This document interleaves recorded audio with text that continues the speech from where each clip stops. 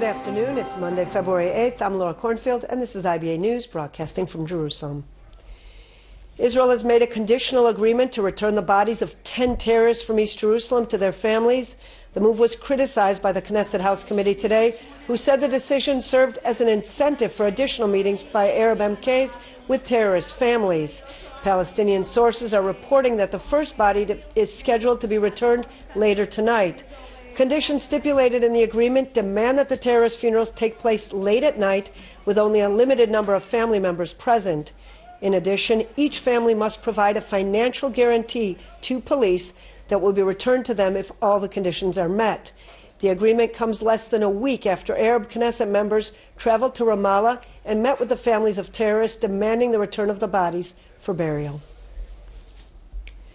Last week's visit of Arab MKs to the families of Palestinian terrorists who were killed while carrying out attacks against Israelis is continuing to cause a political uproar. This morning, the Arab Knesset members failed to appear before the Knesset's House Committee, claiming they had no intention of taking part in the celebration of incitement waged against them.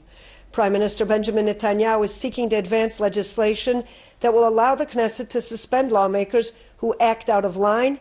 The bill would require a majority of 90 out of the 100 MKs in order to exercise the move, and was already given the go-ahead by the heads of coalition parties.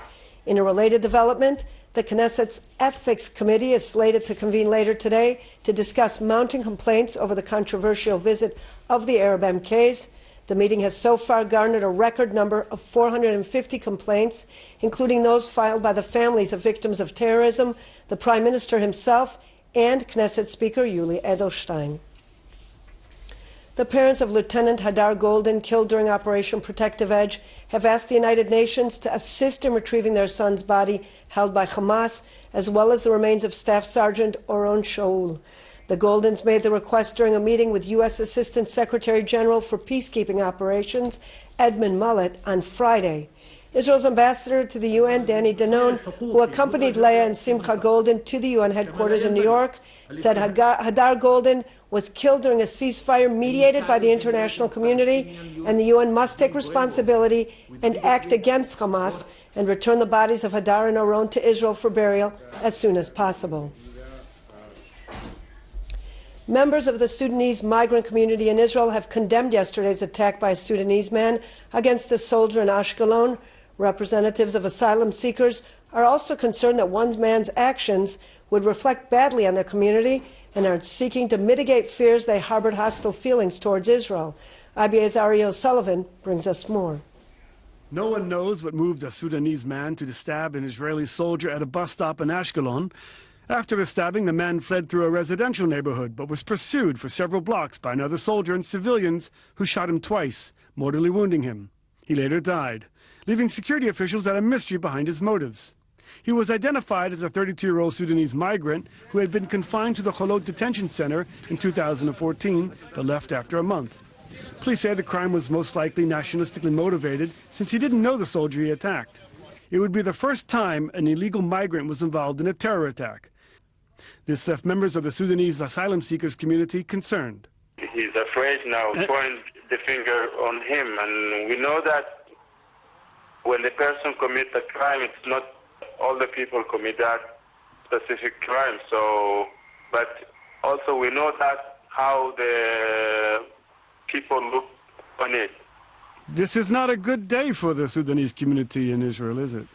Of course, it's not a good day for us, but whatever will happen, so it will not represent us as a community itself. It represents like a personal act, so we don't know the aims or the goals behind this, but however, we are trying to let our community to be strong and don't afraid, and we are not the people whom are doing such things. So, and we have a very good reputation during our living here in Israel. Some asylum seekers are saying that the attacker was emotionally unstable and the attack wasn't nationalistically motivated. No matter, it puts a pall on a migrant community which is already alienated from an Israeli society that it wants to join. Ari O'Sullivan for IBA News. The Labour Party has endorsed Isaac Herzog's proposal to separate from the Palestinians and withdraw from the West Bank. This is the first time in decades the party adopted a complete and comprehensive security policy outline.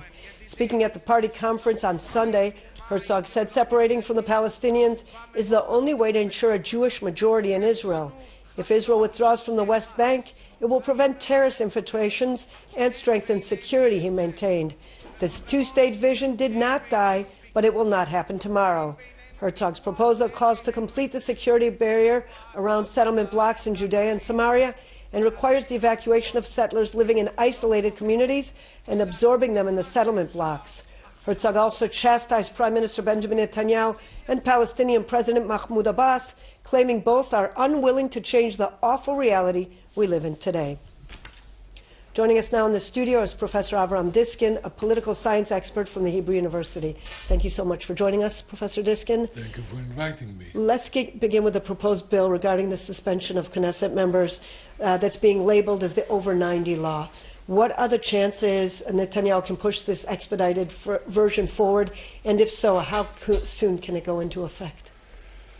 First of all, we have laws that deal with such problems. And the question is whether, first of all, there is some kind of a criminal offense. And in that case, there is no immunity. There is a procedure, and you can go on according to the present law. But also, we have to say that the Knesset Basic Law does include an article since the 1980s, according to which someone who acts against democracy, racist, against the nature of the state as a Jewish state, etc., cannot run to the Knesset. But if they in fact are in the Knesset, aren't they already have immunity? Let me explain. It is connected.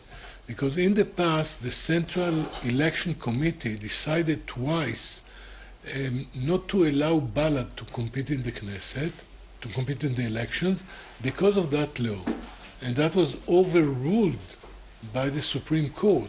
So suppose we have a new law, and then according to the new law, a majority of 90, 80, 100, or whatever decides to expel a Knesset member. It will go to the court, and the court is not going to confirm that. So it's not going to help. I think it's really not a necessary law. Of course, I share the feelings of, I'm outraged, because of the behavior of these Knesset members. But I'm really not sure that this kind of legal change is going to help. What you have to do, really, is to let the normal procedures work. Let for instance, the register of the parties, there is also a clause there in the parties law, okay? Let them work, and let us limit the power of the Supreme Court to overrule decisions made legally by legal bodies, such as the Central Knesset Committee, by the way, once with a majority of 90% of its members. It didn't help. So I cannot see what's the benefit of the law. Although I do understand the rage, I don't see how it's going to help. But if the Arab Knesset members, if their behavior constitutes treason, treason is something you can prosecute by law. Can they be prosecuted? Can their immunity be lifted? Definitely so. By the way, many people say that there is no death punishment in Israel, but there is. And treason can be punished by execution, according to the present Israeli law. Of course, it's not done, it's not expected, and so forth. But it's already in the law. Okay, so of course, if you are accused and it's proved that you are involved in some kind of treason or any other criminal offense, okay, there are laws. Okay, you can deal with that. You don't need that extra law. So I do share the feelings of the Prime Minister and also of the Speaker of the Knesset. Both of them, by the way, I think are quite balanced persons, and they think about it from all sides of the picture. But I really cannot see how it's going to help. I think what you really have to do is to find a way that decisions made by the authorities, including the elected leaders of Israel, are not going to be overruled against the law by the Supreme Court. That's where the real problem lies. And the new law is not going to help there, because there's going to be an appeal to Bagatz, to the Supreme Court, and then you don't know what the decision is going to be. It's always a gamble. Maybe they're going to approve it, maybe they're going to reject. You don't know. It's an open question. And that's not really something that can continue the way it is right now. Perhaps the whole issue, you spoke about the electoral power of Balad. Perhaps the whole issue of electoral thresholds needs to be reevaluated since Balad, the Arab parties combined, create Israel's third largest party. Where does that place things? First of all, I have to say that according to the data that I know, according to surveys known to me, most of the Arabs in Israel are very happy with the joint list and wanted to have a joint Arab list. The Arab voters wanted to have it before the elections. And we have proportional elections, so if that's their power, that's their power. You know, those who believe that by raising the threshold they will not unite and then they will not overcome the threshold, that was a stupid belief to begin with. And of course it reached an unintended consequence opposite to those who had such thoughts. And in any case, I believe that raising the threshold doesn't help even the large parties. It really makes the procedure of the formation of the coalition even more complicated. It makes the result more kind of a gamble. You don't know where you're going. So the whole idea of raising the threshold, in my opinion, was not a good idea. It brought about unintended result, which is opposite to those who wanted to push the Arab voters to the corner. And in any case, I am sure that the vast majority of Arab citizens in Israel are interested in a joint list and not in 3 or 4 separate small lists. We just have a short time left. Let's talk about Herzog's new agenda. Does this represent a more center-right position? Is Herzog slowly merging to the right? I think, he comes from a certain home, and I knew his father, Chaim Herzog, and I believe that there is an influence of, that heritage. Chaim Herzog was not a leftist. He was really a centrist person, of course, leaning to the left, a labor person, etc. And I also think that it's beneficial from an electoral point of view, because most of the voters are in the center. And if you try to appease, for instance, the newspaper Haaretz or something like that, the number of votes that you are going to get is not very high. But I also believe that that's a genuine position of Herzog. I believe him. I had an opportunity to discuss the issue several times with him, and I think that he realizes what everybody in the Israeli electorate knew for a long time, that in the short run there is no chance to achieve real peace. There is really, unfortunately, people do support the two-state solution. People are ready to make compromises. They're ready to sacrifice. People are ready to do that. There's no question about it. However, the most moderate people on the other side are rejecting very generous offers once and again. And I'm not going to give you the whole list, but it really lasts since the 1930s, once and again. It's very unfortunate. So if you cannot go that way, you try to achieve some kind of an arrangement. It's not real peace, in another, more subtle way. Professor Avraham Diskin, always great to have you with us. Thank you so much. Thank you very much. In other news, Palestinian security officials say they have arrested some 200 Palestinians who plan to wage attacks against Israel since the recent wave of violence began in October. Some 30,000 Palestinians joined the Palestinian Security Force, formed in the early 1990s under a peace agreement with Israel. They are responsible for maintaining law and order in West Bank areas under Palestinian control. The recent terror attack, in which a member of the Palestinian Security Forces opened fire on soldiers manning a roadblock, raised questions as to whether it would jeopardize the ongoing security cooperation, but officials described the joint effort between the two sides as good and strong. During the past 3 months is decreasing, not increasing, in, especially in Ramallah area and in Palestine in general, in West Bank. Reconciliation talks between Fatah and Hamas with the aim of forming a unity government continued for the second day in Doha today, with officials describing the atmosphere as positive.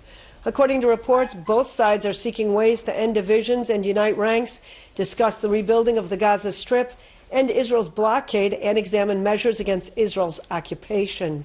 Officials say the discussions are based on the Cairo Agreement signed in 2011 between the two sides, with the goal of creating a consensus government. Hamas Political Bureau Chief Khaled Mashal and Moussa Abu Marzouk are among the terrorist organization's delegates participating in the talks. Representing Fatah are Central Committee members Azam El-Ahmad and Sahar Basiso. The Israeli relief organization Yisrael has sent a team of 12 search and rescue experts to Taiwan to assist relief teams on the ground in the city of Tainan, where a 6.4 magnitude earthquake struck Saturday, killing at least 37 people.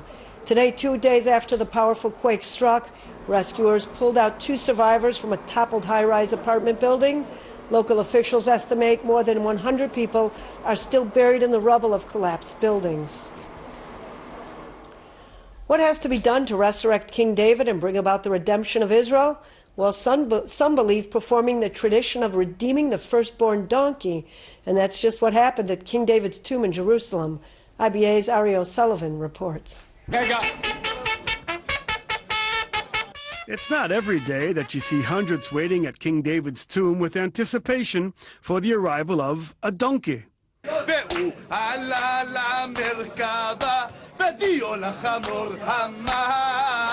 Even before he showed up, those in the know began talking about him and his lineage. This wasn't just any donkey, but a white ass. And according to the legends, this is exactly the kind of beast that will bring in the Messiah. He says that rabbis have examined the donkey, and he was worthy of the tradition of Pidyon Petach Hamor, redeeming a firstborn donkey. They praise the donkey's deep ancestral roots among the elite of donkeys. They prayed that this donkey would do no less than bring back the biblical King David.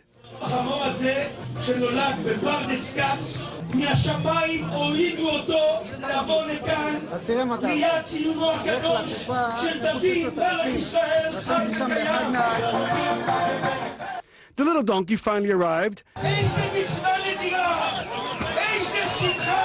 decorated like a birthday boy, a crown on his head. And even though he didn't bring with him the Messiah, the crowd was overcome with frenzy. They chanted for the resurrection of King David. But alas, they're still waiting.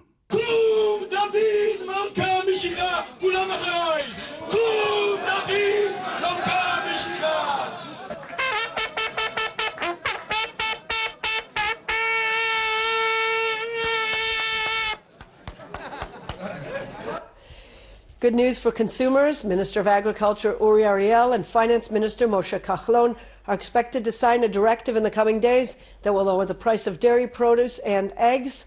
Once signed, the cost of 1 liter of 3% milk will cost 5 shekels, and the 1% milk 4 shekels and 65 agorot. A carton of 1 dozen medium eggs will cost 10 shekels and 55 agorot, with 11 shekels and 45 agorot for large eggs.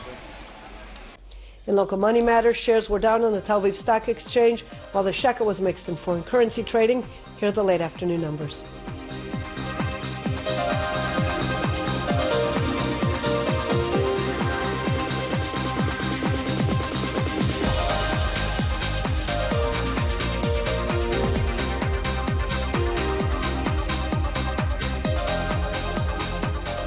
Taking a look at the forecast, and temperatures will drop slightly tomorrow. Here are the highs and lows for the next 24 hours at home and abroad.